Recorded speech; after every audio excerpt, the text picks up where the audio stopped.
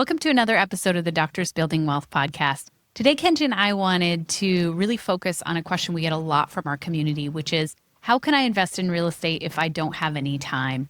And this question is absolutely a valid question. It's a question that I think that we kind of were curious about when we were initially starting our journey, because we were both working full-time and actually more than full-time as hospitalists. Kenji had a startup. I was doing OB shifts. So there was a lot on our plates when we started investing in real estate. And we at times wondered how we were going to do this too. And so it's not an unusual question, and a question that comes up, I think, because all of us have such busy schedules just from our careers and also our family and personal responsibilities. And we wonder, how are we going to fit real estate into it? Yeah, and it is the number one objection we hear from people who are thinking about going into real estate. And it really gets people stuck. They get into that analysis paralysis, or they just feel like they're spinning their wheels. They're not making any progress. And it almost seems like the problem of like getting into something like real estate investing feels insurmountable, right? And it's like, well, how can I even get into it? I don't have time. Yeah, and one thing that we really thought about when we wanted to do this episode is how much we are taught as doctors that our time really is equivalent to money, and that for the amount of time we work, that's the amount we're going to make money, and how natural it would be to think that's the same way it is with real estate, and to feel like, hey, if I'm going to make a certain return in real estate, I'm going to have to put a ton of time in. Yeah, and a lot of doctors and more doctors are actually working as employees, right? And so they're used to getting a salary, and that salary is generally based on productivity, which is based on the amount of time or number of patients you see. And that's just, what we're all getting used to. I remember, I used to lead our contract negotiations for our hospitalist group. And, that was all based on how many hours we worked. I remember 2,000 hours was the threshold. And if we wanted to make more money, they'd be like, okay, you got to take more shifts and you got to work more hours. Yeah. So the first thing you really need to understand when you ask this question, how can I invest in real estate if I don't have any time, is that real estate is really an asset. So you're investing in an asset. And so at that point, when you have an asset, it's actually making money for you. And so all of a sudden, the amount of time that you put in, the amount of time you work is decoupled from your returns. And so it's a really different equation or a different model than we're so conditioned to think of when we think of, hey, I work this much time, I get this much money. Yeah, and I wanted to explain that a little bit further, right? An asset is, let's say, a property.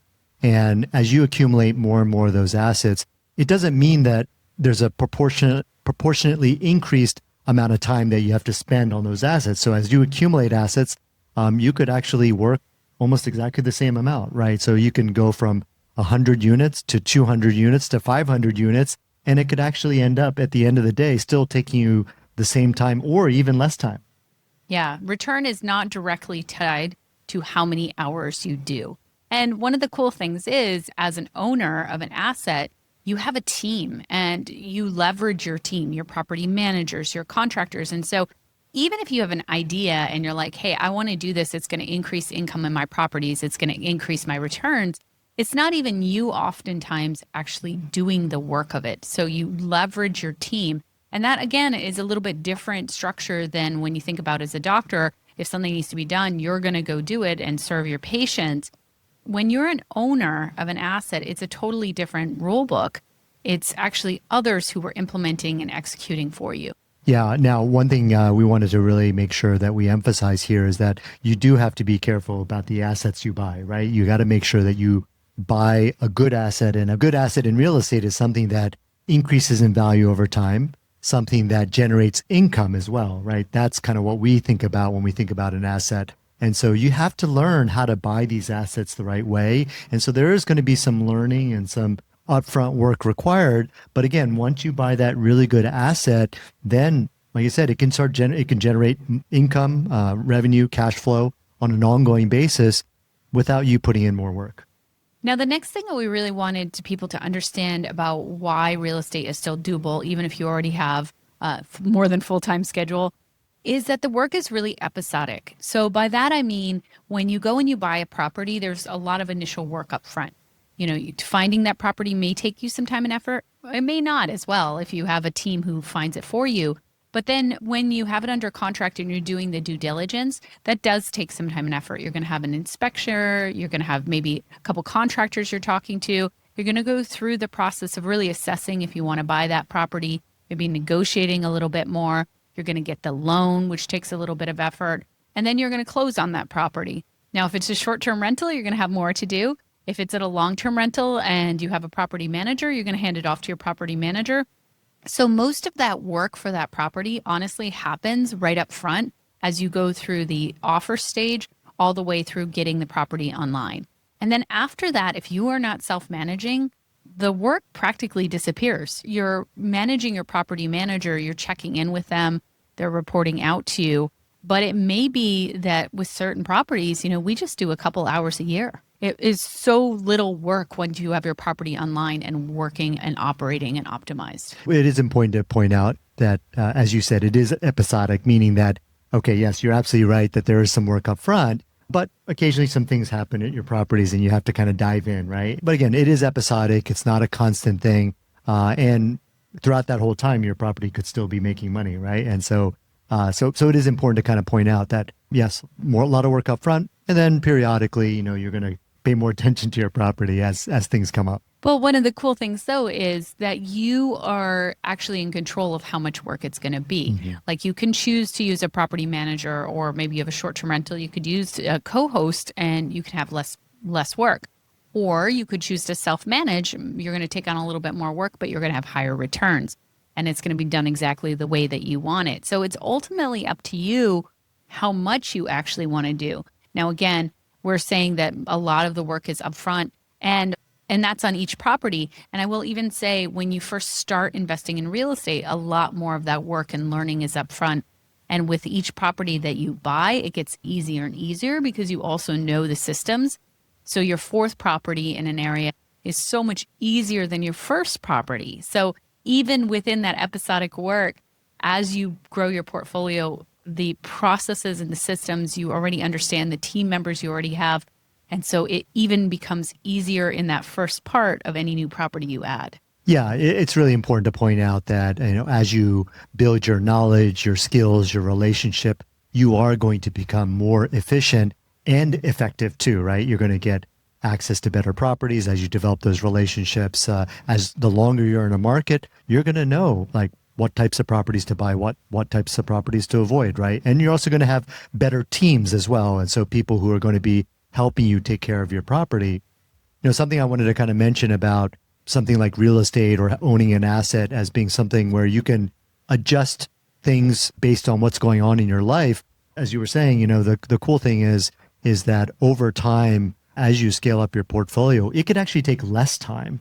One of the visions that I have for our portfolios is, at some point, we'll own 100 unit properties, and I'd love to have on-site management, right? And on-site management means that you have somebody walking the property every day, somebody's at the property every day. So not only does your property get taken care of better, it's actually less time too, right? Potentially. Yeah, and it can be less time too as you scale up, and maybe you don't now own, 15 different duplexes, but maybe you own one or two larger properties. Now the amount of time you probably spend on your properties are also compressed. So the mix of your properties and the sizes of your properties and how many units you have and what concentration can also make a difference in the amount of time. And then finally, like Kenji's kind of mentioning, the class of your properties, right? If you have properties that are maybe C-class properties, maybe you're having problems with vacancy. Maybe there's some other issues that it's an older property. It's having some things that are breaking down. You might have more issues if it's a B-class property or an A-class property. So you also have to think about the types of properties you have in your portfolio, and you can change that mix of properties over time, or, even start out with only B-class properties in the very beginning. And that can also change the amount of time and energy and effort you need to put into your portfolio.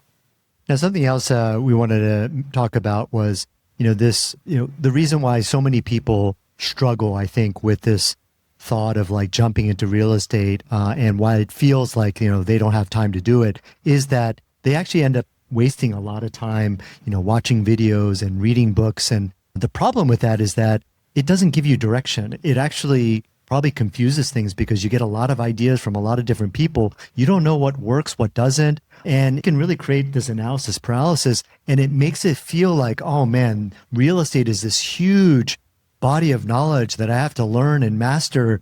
And again, without that direction, without that focus, it really can feel pretty overwhelming. And it can feel like, oh man, this is going to take up a lot of my time. And then you spend a lot of time on that, and people get caught in analysis paralysis and educating themselves for years and years and years. We've seen it happen so many times.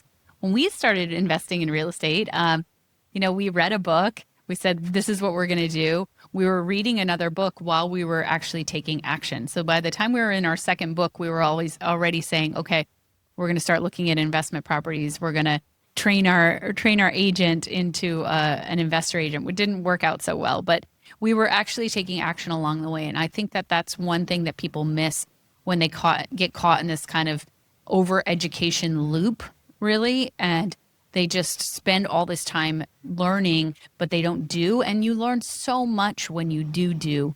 I think the most efficient way we would say is definitely going out, finding somebody who's done it before you, following in their footsteps, getting in the right community where people can help you. We've talked about that many, many times on this podcast, but I think the real key is to realize you don't want to spend too much time educating yourself without taking parallel action. And it can be a really common pitfall that people fall into. I do think it's important to point out, what we do in Zero to Freedom, where we take somebody from knowing nothing, and in 7 weeks, they get to a point where they feel like very confident about going out and buying great deals, right? Well, people are putting in offers in week 4 when they have their whole team together, and then by 7 weeks, by the end, some people actually have purchased their first property. So they are really being led to take action along the way and get out of that analysis paralysis. They can't remain because there's so much momentum in the community. And, with releasing the modules every week and giving them homework, they can't be stuck in that like, oh, I'm just going to sit here and read for 5 months, right, that some people do get into. And that's part of the reason we designed it that way, was to keep people out of getting stuck ruminating about asset protection before they've even gone out and put an offer in. Right. And so again, it's like that direction, very, very focused content, what you need to know. It's not everything you need to know. It's what you need to know to be effective, right? To go out there and be able to buy those great assets. Yeah, and this is a really good point to also say that when you have the ability to make decisions and you have the confidence to be able to make decisions, and that's going to move you forward much faster. And so part of this is actually just training to get comfortable with decision making. And once you do that, then the time to movement is going to be much, much faster. And it's not going to take you as much time. And this is part of the reason that your second and third and fourth and fifth property are so much easier than your first, is because you've made a lot of the decisions about your team members already. And for the other decisions, you've made them in the past, so it's much easier to make them again. And so your decision making becomes faster and faster and faster. And that's part of the reason that you become a much more efficient investor each property you buy. Yeah, and we've kind of touched on this already, but I wanted to kind of really emphasize the fact that knowing exactly what to do as opposed to doing the wrong things is a huge time saver. And that's that effectiveness we're talking about. You go out there, you take an action, it's the right action, and therefore it's effective, right? And I just wanted to emphasize that that's how you can get so much done in so little time. Now, the next one is it's one of the most important ones, and that's the who, not how. So many of us who are first looking at real estate, considering real estate, really think that everything relies on us, and we've got to do everything to be able to buy a property and be able to, manage that property long term. But that's not the case at all. Real estate is absolutely a team sport, and there are so many members of your team that are already trained up, like your property managers and your contractors and your 1031 exchange company and your CPAs and all those people. They already know how to do their jobs. So they're your who's, and they really are, most of them really plug and play, right? You go and you screen them, you decide on the one that you work well with, and you hire them. They already know how to do the job, and they go and they do that job. And so you don't have to do most everything in your real estate portfolio. I think about one of our friends, Sunny, and I remember when she bought her first 16 unit, she bought a larger property. She had bought a couple single family homes before that. And she said, well, I didn't look at any deals. I just sat there and let my agents bring me deals. And so it was really easy. Whereas so many people think about going and finding a deal and they think about all the work and they think they're going to have to do everything. And there is a lot you can do to find really great deals yourself, but a lot of really great deals come from your team members and those relationships. And finding a great deal can be actually very easy. If you have the right team member who brings you the right deal, you can literally find a deal with doing none of the work yourself. And I think people don't see it that way. They really think everything rides on their shoulders. And that's not the case at all with real estate. Yeah, and I just kind of think about even some of our more advanced members of our community who, with us and a lot of other people, go out and buy these larger multifamily as well. And they get access to these deals. And it's not like they went through all this effort to go get these deals. It was literally being part of a community and then getting access to a deal through that community, other investors. And I think that's such a powerful model. Of course, your team is a great who, but also just thinking about surrounding yourself with a community of people who are doing exactly what you want to do. And you can get access from, to deals from those people. And again, you're not spending that time getting access to the deals. Yep, absolutely.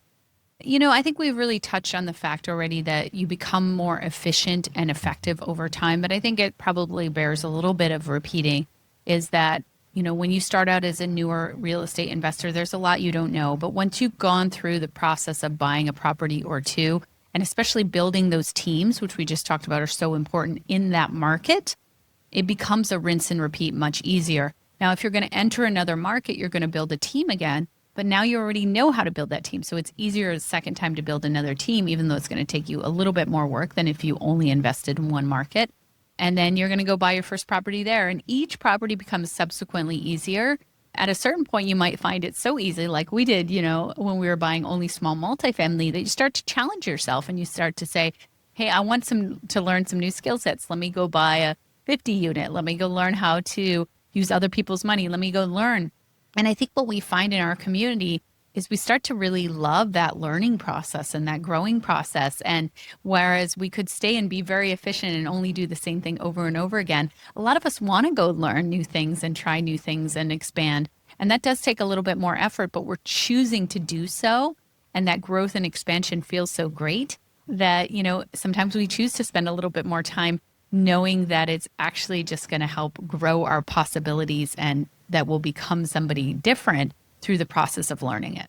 Yeah, I wanted to give you guys a real tangible example, what we mean by how you can get a lot more efficient and effective. So there's a community member who figured out a way to cash flow in a high cost of living market. And the way he was doing that was he was buying these single family homes, which had an extra plot where he could put an ADU in, which is an accessory dwelling unit. So it's essentially, it's another home that he was putting on the property. And doing that, what he found was he's able to cash flow on these properties and he's able to increase the value of that asset significantly. And this is in Southern California. That's that right. He's cash flowing. Yeah. And so what's cool about this is that it's all kind of patterns, right? So he found this really cool pattern. He recognized a cool pattern. Now he's going to go utilize that pattern. He's going to go out and repeat, right? Like as Leti said, rinse and repeat. And so you go out there, and the other cool thing is that your agent, your team already knows this, right? They've done it once with you. So it's like, hey, let's do it again. That worked out really well. Yeah, and he knows all the ADU regulations. He knows who to talk to. So he's done this a number of times now, right? And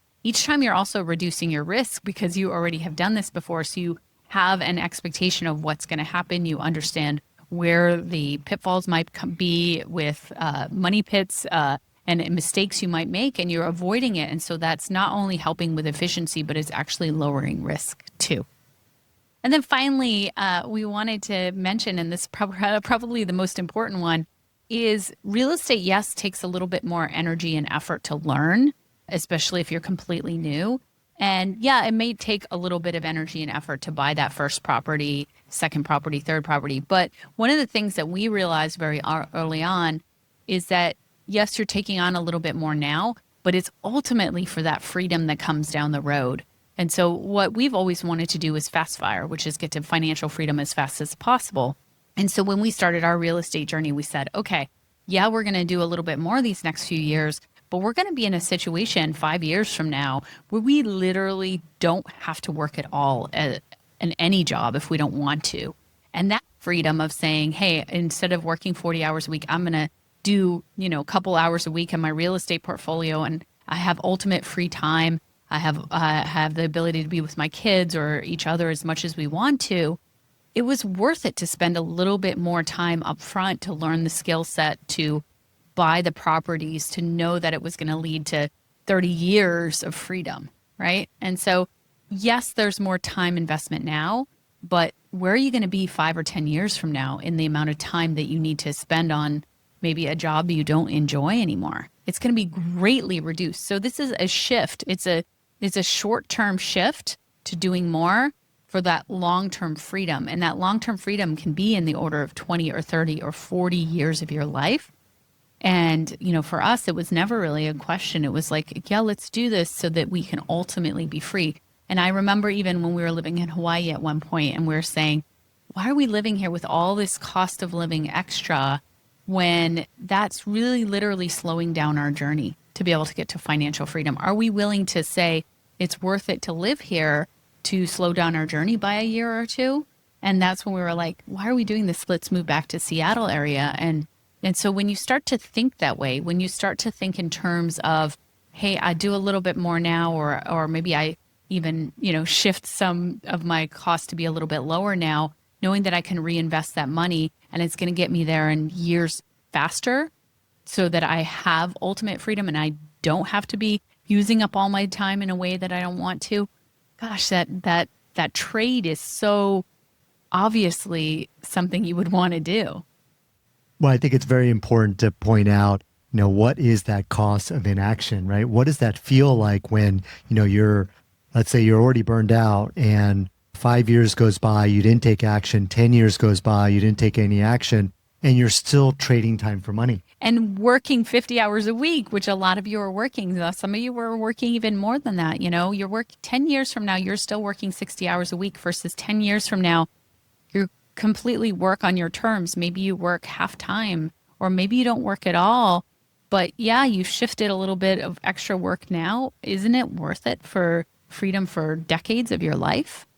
I think it is worth it if people believe that it's possible for them, right? And I think that that's probably one of the hurdles is I just don't believe I can do this, right? And so this is what I was trained to do.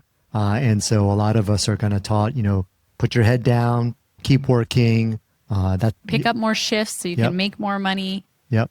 And it keeps you in that cycle. Mm-hmm. And in the cycle where you're on a treadmill, it's going faster and you don't see a way to get out. And that's challenging because that's when you see people who are burned out, who are deeply unhappy, whose bodies are kind of falling apart, right? Because they've been kind of running really in spaces that were not good for them for many, many, many, many years, when they could have done a little bit to learn a different skill set to totally put themselves in a different situation in 5 or 10 years. Yeah. And I wanted to say that the people who do learn this skill, even if they haven't bought enough properties to totally set themselves free, they're in a completely different place in terms of their mindset, right? Mm-hmm. It's like this freedom of like, oh, I do have options, and oh, I know how to make money with real estate. So I know that at some point, if I want to spend more time doing that, I can, generate more cash flow and continue to buy assets. And